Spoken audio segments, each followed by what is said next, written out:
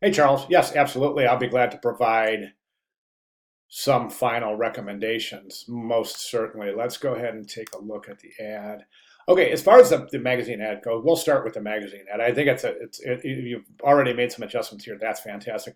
My recommendation here is for, number one, take a look at the logo. We're missing the S. Somehow the S got removed. We gotta want to replace that logo. Contact information, I would recommend. Really neat trick would be to come over here and sample a color out of the image somewhere. Maybe this gray right here, or even maybe one of these yellows, something lighter than black, and then just place your contact information in that. Right now, it's barely visible down there on the dark sand, the dark type on the dark sand.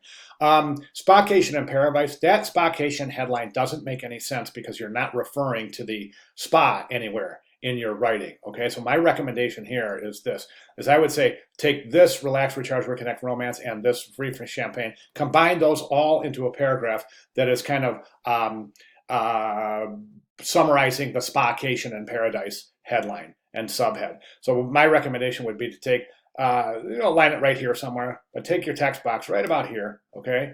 And then in that text box, you'll combine everything. So consider Amethyst Bay for your next vacation, the Caribbean's newest and most luxurious resort. And then follow that by saying, book by March 31st and receive complimentary spa packages or discounted spa packages and a complimentary bottle of champagne.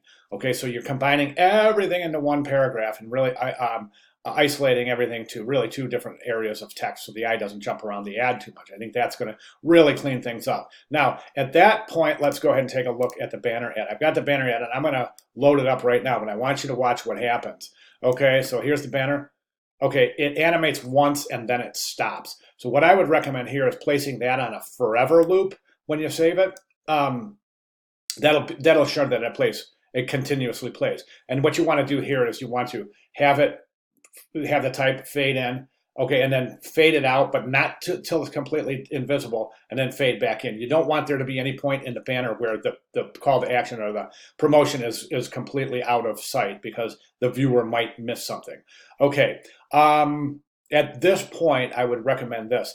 So you have Spacation and Paradise, and I would say do this. I would say book now and receive free champagne. I would change that to book now and receive discounted spa rates and a complimentary bottle of champagne. Okay, which means you'll have to probably go down to a second line, but that's okay. And then go ahead and animate that.